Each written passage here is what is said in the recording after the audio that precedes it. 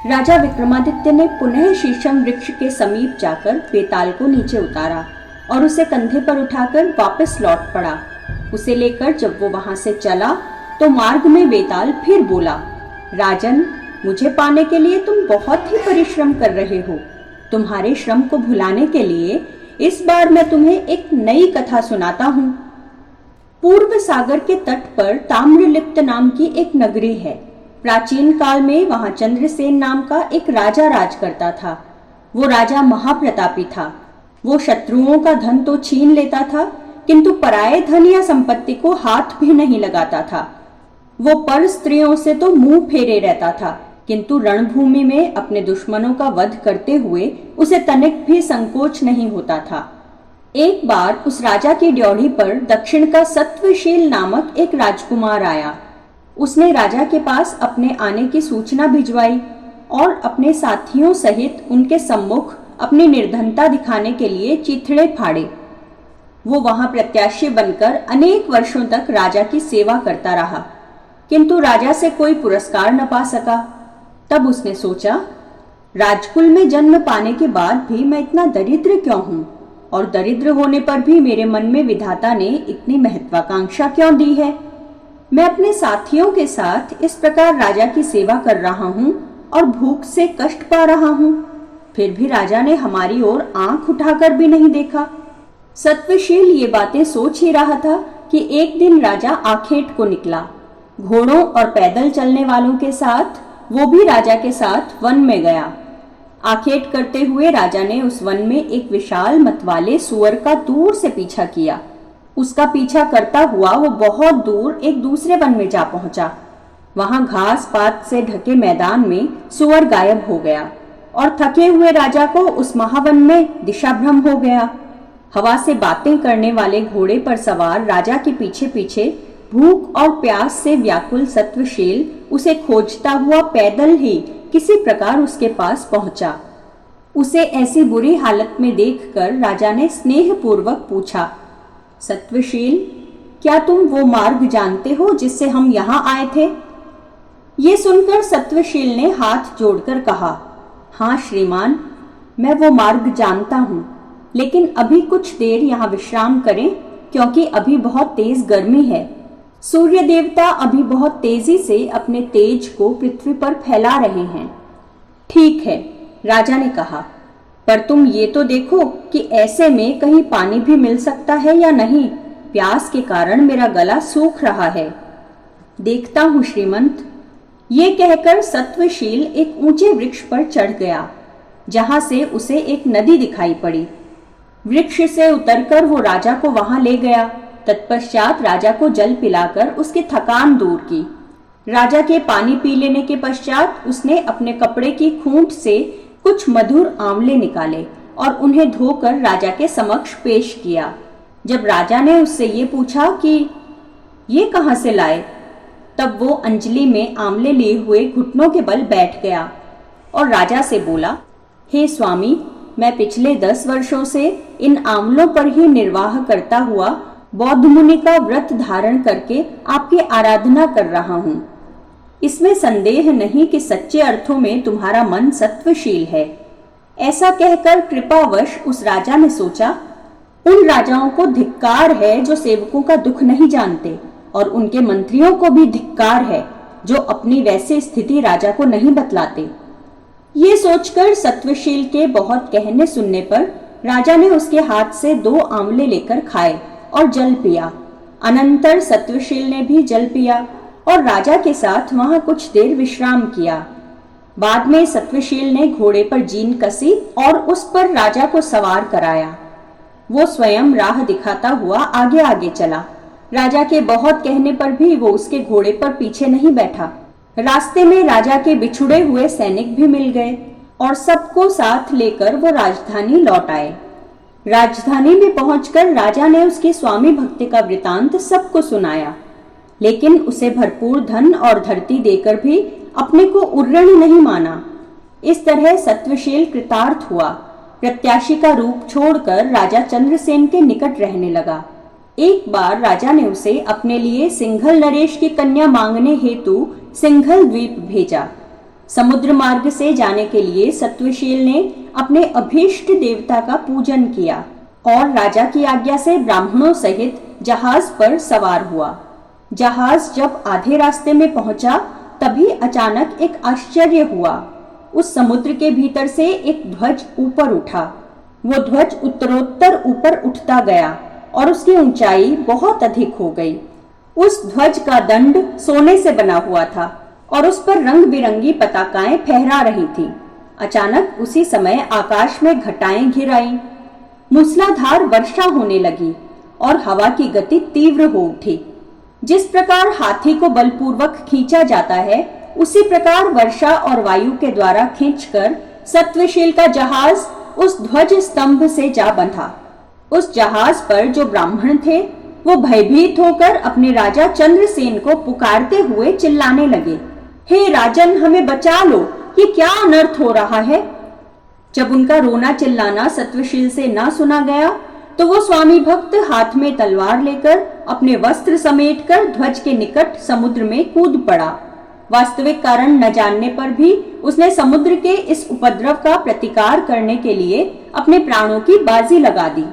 सत्वशील जब समुद्र में कूदा तब वायु के प्रचंड झोंकों और समुद्र की लहरों ने उसके जहाज को दूर फेंक दिया। जहाज खंड खंड हो गया और उसमें बैठे लोग समुद्री जलचरों का भोजन बन गए। सत्वशील ने समुद्र में डुबकी लगाने के बाद जब चारों तरफ देखा तो वहां समुद्र के बदले उसे एक सुंदर नगरी दिखाई पड़ी। उस नगरी में मणियों के खंभों वाले चमकते स्वर्ण भवन थे, उत्तम रत्न जड़ित गलियां थीं और शोभा से परिपूर्ण अनेक उद्यान थे। वहां उसने मेरु पर्वत के समान ऊंचा कात्यायनी देवी का मंदिर देखा, जिसकी दीवारें अनेक प्रकार की मणियों से बनी थीं और जिसके ध्वज पर अनेक वर्णों के रत्न टके थे। वहां देवी को प्रणाम करके स्तुति पूर्वक उनका पूजन करके वो ये सोचता हुआ कि ये कैसा इंद्रजाल है, देवी के सम्मुख बैठ गया। इसी समय किवाड़ खोलकर देवी के आगे वाले प्रभामंडल से अचानक ही एक अलौकिक कन्या निकल आई। उसकी आंखें इंदिवर के समान थी और शरीर खिले हुए कमल जैसा था। हंसी फूलों की तरह थी और शरीर के अंग कमल नाल के समान कोमल थे। वो किसी चलती फिरती खिली कमलिनी के समान थी। अपनी सखियों से घिरी वो कन्या देवी मंदिर के प्रकोष्ठ से बाहर निकल आई, किंतु सत्वशील के हृदय से किसी भी तरह न निकल सकी। वो फिर उस प्रभामंडल के भीतर चली गई और सत्वशील भी उसी के पीछे पीछे चल पड़ा। प्रभामंडल में प्रवेश करके सत्वशील ने देवताओं के योग्य एक दूसरा नगर देखा। वो नगर मानो समस्त भोग संपदाओं के मिलन उद्यान के समान था। वहां उसने उस कन्या को एक मणि पर्यक पर बैठे देखा। सत्वशील भी आगे बढ़कर उसके समीप ही बैठ गया। चित्रलिखित सा सत्वशील टकटकी लगाकर उस कन्या की ओर देखने लगा। उसके अंग कांप रहे थे और शरीर रोमांचित हो रहा था, जिससे आलिंगन की उत्कंठा प्रकट होती थी। सत्वशील को इस प्रकार कामातुर देखकर कन्या ने अपनी सखियों की ओर देखा। उसका इशारा समझकर सखी बोली, आप यहाँ हमारे अतिथि हैं श्रीमंत, अतः हमारी स्वामिनी का आतिथ्य ग्रहण कीजिए। उठिए, चलकर स्नान करके उसके बाद भोजन कीजिए। ये सुनकर सत्वशील को कुछ आशा बंधी और वो नहाने के लिए उस कन्या की सखी के साथ एक सरोवर की ओर चल पड़ा, जो वहीं निकट ही था। सत्वशील ने सरोवर में डुबकी लगाई, लेकिन जब वो ऊपर आया तो वहां का सारा दृश्य ही बदला हुआ नजर आया। वो कन्या और उसके सखियां गायब हो चुकी थी और वो स्वयं भी ताम्रलिप्त नगर में राजा चंद्रसेन के उद्यान के एक तालाब में आ पहुंचा था। ये देखकर सत्वशील को बड़ा आश्चर्य हुआ। वो सोचने लगा, अरे ये कैसा आश्चर्य है, मैं तो उस अलौकिक नगरी के सरोवर में नहाने के लिए जल में उतरा था और आ पहुंचा यहाँ। वो कन्या और उसकी सखियां भी गायब हैं, तो उस कन्या ने मुझे मूर्ख बनाया है। ये सोचता हुआ वो उस उद्यान में घूमने और विलाप करने लगा। कन्या से मिलने की इच्छा में उसकी दशा पागलों जैसी हो गई। उस उद्यान के माली ने उसे ऐसी हालत में देखा तो उसने तुरंत राजा चंद्रसेन को सूचना पहुंचाई। इस पर राजा चंद्रसेन स्वयं ही सत्वशील को देखने अपने उद्यान में पहुंचा। राजा चंद्रसेन ने उसे सांत्वना दी और पूछा, मित्र, तुम्हें ये पागलपन कैसे हो गया? मुझे बताओ मित्र, शायद मैं तुम्हारी कुछ सहायता कर सकूं। सांत्वना भरे शब्द सुनकर सत्वशील के हृदय को थोड़ा धैर्य सा मिला। तब उसने अपने साथ जो कुछ भी घटा था सब सिलसिलेवार राजा चंद्रसेन से कह सुनाया। सुनकर राजा ने कहा, तुम व्यर्थ शोक मत करो मित्र, मैं तुम्हें उसी मार्ग से ले जाकर तुम्हारी प्रिया उस असुर कन्या के पास पहुंचा दूंगा। अगले दिन मंत्री को राज्य भार सौंपकर और एक जहाज पर सवार होकर राजा चंद्रसेन सत्वशील के साथ चल पड़ा। बीच समुद्र में पहुंचकर सत्वशील ने पहले की ही तरह पताका के साथ ध्वज को उठता देखकर राजा से कहा, यही वो दिव्य प्रभाव वाला महाध्वज है। ध्वज के पास जब मैं कूद पड़ूं तब आप भी कूद जाइएगा। तब वो दोनों ध्वज के निकट पहुंचे और जब ध्वज डूबने लगा तब बीच में ही सत्वशील समुद्र में कूदा। डुबकी लगाने के बाद वो दोनों उसी दिव्य नगर में जा पहुंचे।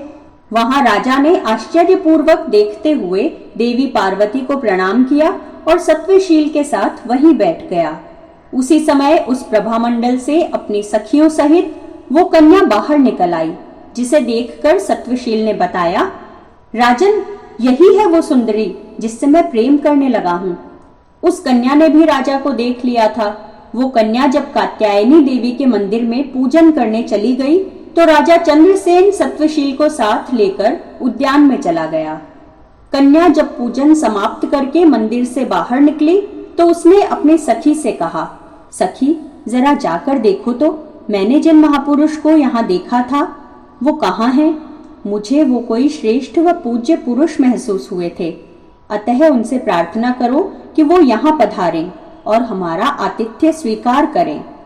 सखी जब राजा चंद्रसेन और सत्वशील के पास पहुंची और उन्हें कन्या का संदेश सुनाया तो चंद्रसेन ने उपेक्षा से कहा, हमारा इतना ही आतिथ्य बहुत है, अधिक की कोई आवश्यकता नहीं है। कन्या की सखी ने लौटकर जब यही बात उसे बताई तो वो असुर कन्या उससे मिलने को और भी व्यग्र हो गई। इस बार वो स्वयं उन दोनों के पास पहुंची और उनसे आतिथ्य ग्रहण करने का निवेदन किया। इस पर राजा चंद्रसेन ने सत्वशील की ओर संकेत करते हुए उस कन्या से कहा, मैं इनके कहने के अनुसार देवी का दर्शन करने के लिए ध्वज मार्ग से यहाँ आया था। मैंने माता कात्यायनी के परम अद्भुत मंदिर और उसके बाद तुमको भी देखा। उसके बाद हमें और किस आतिथ्य की आवश्यकता है? ये सुनकर वो कन्या बोली, तब आप लोग त्रिलोक में अद्भुत मेरे दूसरे नगर को देखने के लिए कौतूहल से ही मेरे साथ चलिए। उस कन्या के ऐसा कहने पर राजा चंद्रसेन ने हंसकर कहा, इस सत्वशील ने मुझे उसके बारे में भी बतलाया है। वहां पर स्नान करने के लिए एक सरोवर भी है। तब उस कन्या ने कहा, देव, आप ऐसी बात ना कहें, मैं यूं ही धोखा देने वाली नहीं हूँ। तब फिर आप जैसे पूज्य को कैसे धोखा दे सकती हूँ? मैं आप लोगों की वीरता के उत्कर्ष से आपकी अनुचरी हो गई हूँ, अतः आपको इस प्रकार मेरी प्रार्थना अस्वीकार नहीं करनी चाहिए। असुर कन्या का ऐसा आग्रह सुनकर राजा चंद्रसेन मान गया और वो सत्वशील सहित प्रभा मंडल के निकट जा पहुंचा। वो कन्या उन्हें किसी प्रकार खुले दरवाजे से अंदर ले गई, जहां उन्होंने उसके दूसरे अलौकिक नगर को देखा। वो सचमुच एक विलक्षण नगर था। वहां सभी वस्तुएं सदा वर्तमान रहती थीं। वृक्षों में फूल और फल बने रहते थे और वो समूची नगरी रत्न तथा सुवर्ण से बनी हुई थी। उस नगरी की भव्यता ऐसी थी जैसे वो दोनों सुमेरु पर्वत पर आ पहुंचे हों। असुर कन्या ने एक सुंदर कक्ष में उन्हें ले जाकर बहुमूल्य रत्न जड़ित सिंहासन पर बैठाया और अनेक प्रकार से उनका आतिथ्य सत्कार करके अपना परिचय दिया। मैं असुर राज कालनेमी की कन्या हूँ। मेरे पिताजी की मृत्यु चक्रधारी विष्णु के चक्र से हुई थी। यहाँ वृद्धापन और मृत्यु की बाधा नहीं होती और सभी मनोकामनाएं स्वतः ही पूरी हो जाती हैं। फिर उसने राजा चंद्रसेन से प्रार्थना की, अब आप ही मेरे पिता हैं और इन दोनों नगरों के साथ मैं आपके अधीन हूँ। मेरी प्रार्थना स्वीकार करके आप मुझे अनुग्रहित कीजिए। इस प्रकार उस कन्या ने अपना सब कुछ राजा को सौंप दिया। तब वो कन्या से बोला, बेटी, यदि ऐसी ही बात है तो मैं तुम्हें इस सत्वशील के साथ विवाह बंधन में बांधता हूँ। ये वीर है, धीर है और दोष रहित है। अब ये मेरा मित्र भी है और संबंधी भी। राजा के इस आग्रह को असुर कन्या ने तत्काल स्वीकार कर लिया और सत्वशील के साथ विवाह रचा लिया। सत्वशील के मन की साध पूरी हो गई और उसने राजा चंद्रसेन का बहुत बहुत आभार माना। विदाई के समय राजा चंद्रसेन ने सत्वशील से कहा, मित्र, तुम्हारे मैंने 2 आंवले खाए थे, उनमें से एक का ऋण तो मैंने चुका दिया है, एक का ऋण मुझ पर अभी भी बाकी है। फिर उसने असुर कन्या से कहा, बेटी, मुझे मार्ग दिखलाओ, क्योंकि अब मैं अपने नगर को लौट जाना चाहता हूँ। राजा के ऐसा कहने पर उस असुर कन्या ने उन्हें अपराजित नाम का खड़ग और खाने के लिए एक ऐसा फल दिया जिससे न तो राजा पर कभी बुढ़ापा आए और न ही उसे मृत्यु का भय सताए। फिर उन दोनों चीजों को लेकर असुर कन्या द्वारा बतलाए सरोवर में डुबकी लगाकर राजा वापस अपने देश जा पहुंचा। सत्वशील भी सुखपूर्वक उस असुर कन्या के साथ दोनों नगरों पर शासन करने लगा। ये कथा सुनाकर बेताल ने विक्रमादित्य से पूछा, राजन, अब तुम मुझे ये बतलाओ कि समुद्र में डुबकी लगाने का उन दोनों में से किसने अधिक साहस दिखाया। जानते हुए भी यदि तुम इस प्रश्न का उत्तर नहीं दोगे तो तुम्हारे सिर के टुकड़े टुकड़े हो जाएंगे। तब बेताल के प्रश्न का उत्तर राजा ने इस प्रकार दिया, हे बेताल, उन दोनों में मुझे सत्वशील ही अधिक साहसी लगा, क्योंकि वो वस्तु स्थिति को न जानते हुए भी बिना किसी आशा के समुद्र में कूदा था। वो असुर कन्या को भी नहीं जानता था, क्योंकि वो जानता था कि इच्छा होने पर भी वो उसे पा नहीं सकेगा। जबकि राजा चंद्रसेन को सभी बातें पहले से ही मालूम थी और वो विश्वास के साथ समुद्र में कूदा था। तुमने तो सही उत्तर दिया राजन, किंतु मेरे प्रश्न का उत्तर देने में तुमने अपना मौन भंग कर दिया, इसलिए मैं तो चला। ये कहकर बेताल विक्रमादित्य के कंधे से खिसक कर पुनः उसी वृक्ष की ओर उड़ गया। राजा भी उसी प्रकार फिर से उसे लाने के लिए तेजी से लौट पड़ा। पहले की ही तरह राजा विक्रमादित्य भी उस शीशम के वृक्ष के पास जा पहुंचा। बेताल को वृक्ष से उतारकर उसने कंधे पर डाला और मौन भाव से अपने गंतव्य की ओर चल पड़ा। कुछ आगे चलने पर बेताल ने फिर मौन भंग किया और राजा से बोला, राजन, उस योगी के कारण तुम सचमुच बहुत ही परिश्रम कर रहे हो। तुम्हारे परिश्रम की थकान मिटाने के लिए मैं तुम्हें एक और कथा सुनाता हूँ, किंतु शर्त वही रहेगी, कहानी सुनाते समय तुम मौन ही रहना, अन्यथा मैं फिर इसी स्थान पर लौट आऊंगा। राजा की सहमति पर बेताल ने फिर एक कथा सुनाई। अंगदेश में वृक्षघट नाम का एक ग्राम था जो ब्राह्मणों को दान में मिला था। वहां विष्णु स्वामी नाम का एक बहुत धनवान अग्निहोत्री ब्राह्मण रहता था। उस ब्राह्मण के 3 पुत्र थे जो अपने पिता। बेताल ने राजा को क्या कहानी सुनाई, ये जानने के लिए आप देखिए हमारा अगला वीडियो।